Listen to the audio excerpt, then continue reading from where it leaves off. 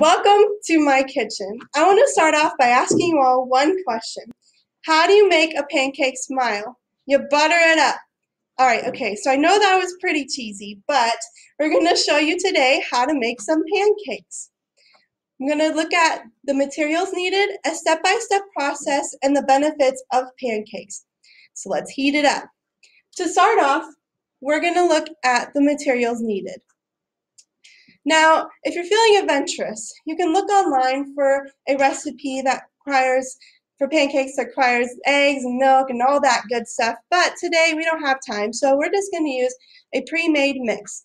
I get this big bag from Sam's Club because our family eats a lot of pancakes, but you can also get a smaller box or bag from your local grocery store, but it all depends on what you prefer.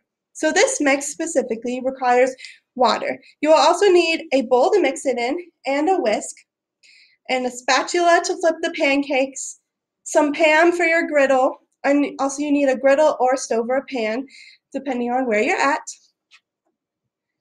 cooking spray to cover, a plate to put the pancakes on when you're done flipping them,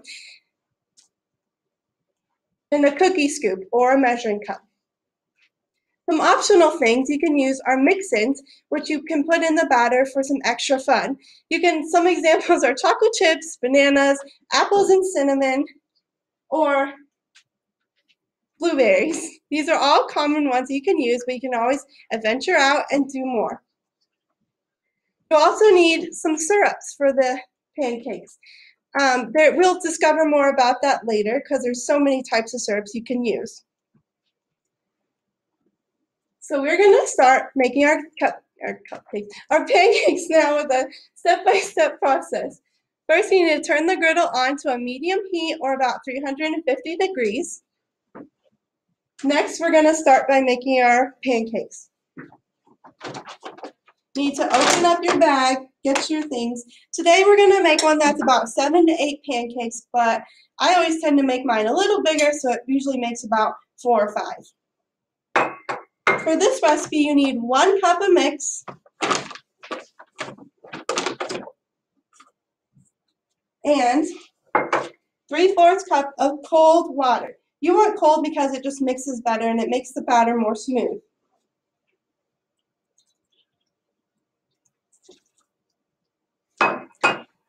Once you put those in, now you gotta whisk it up.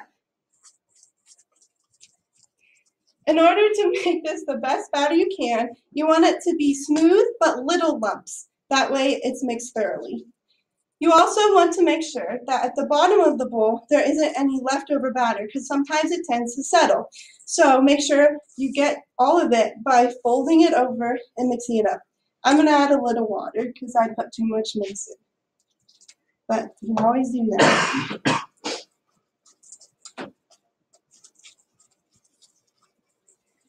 All right, now that we have our batter nice and mixed up, you can all see.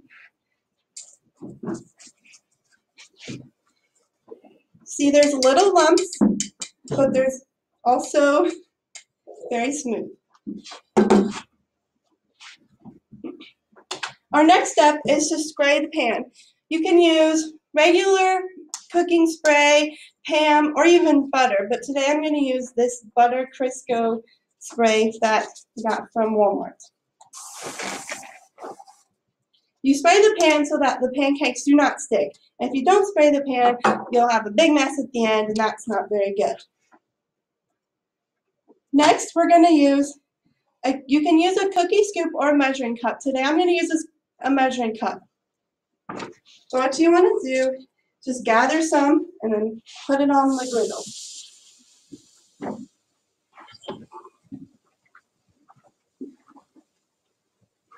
I normally use a cookie scoop just because it's a more clean and a better way. It scoops it out nicely and doesn't create such big a mess, but I forgot that at home today, so we're improvising with what we have, which is great to do.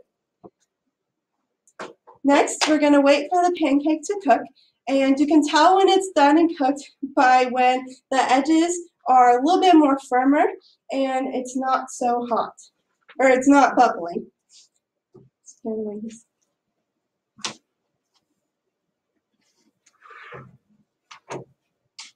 And you can always lift it up to check on it. It's almost ready to be flipped.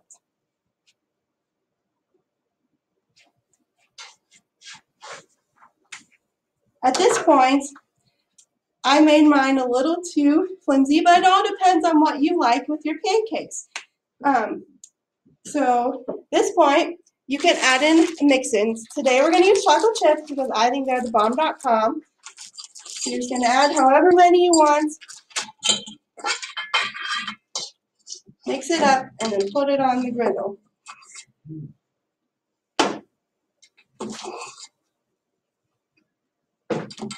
And wait for it to cook.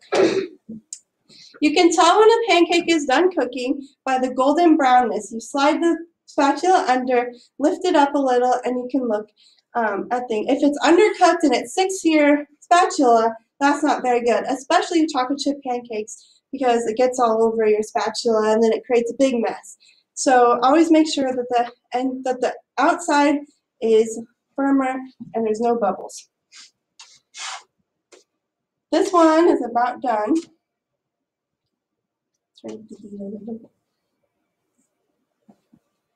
And while those are cooking, we're going to talk about the kinds of syrups you can use. Today I brought real maple, 100% maple syrup, and this Country Kitchen original, which is not quite real, but still works. There's several kinds of syrups you can use. I personally at home have apple butter, maple praline, cinnamon, and several other kinds. And there's raspberry, there's so many different kinds of syrup you can use. It really just depends on the kind of pancake you're making and what kind of mood you're in. Personally, I prefer real maple syrup. It's what we use in my house, and I like it best because it just tastes better, it has a smoother texture, and it's very nice. So this pancake is done. We're going to put it on our plate. Ta-da, you have your first plain pancake. So we flipped the chocolate chip one, and as you can see, I cooked this a little better. It has that goldenness on it. And we're going to go ahead and put the syrup on this one.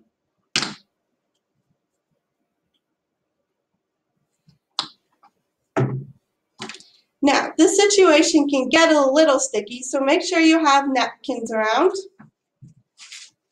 to use to clean up the mess. You can also enjoy this with a glass of milk, some coffee in the morning, or if you're eating breakfast for dinner, which we like to do at my house a lot, then you can make some eggs, bacon, sausage, whatever you like for breakfast, and have a little bit of fun with it. So the benefits of pancakes, you're all maybe wondering, yeah, it's a breakfast food and it tastes good, but what's so good about it? Well, first of all, there are many healthier versions you can use, such as a banana and egg pancake. It has less carbs and is much healthier for you, and then you can put peanut butter on it or syrup, or whatever you want. There's also other versions that you can look up online, and there's a lot of things like apples and cinnamon, like I mentioned earlier, which is very delicious. Second one, they're delicious. Everybody likes pancakes. I have met people who haven't, but over time I've gotten them to like them because they're so good. They're also a great breakfast food, and breakfast is the most important meal of the day, so that's why they're so good. And they're good for that. You can also make them for someone else and make them happy, such as whoever gets these pancakes today is going to be pretty happy because they taste good. It also opens the possibilities to other breakfast foods, such as waffles, crepes, muffins, anything else that requires the same kind of ingredients. And the last one is entrepreneurship. If you're like me and you really like pancakes, then you might want to open a pancake buffet in the future and get money off of that. So today, I hope you have learned through the step-by-step process, the benefits, and the materials you need for these pancakes that I hope you have learned how to make the pancakes, and you can use this to make someone else's day or make your own day. I hope you've seen all of the many possibilities you can use for pancakes, and thank you. That's probably burning.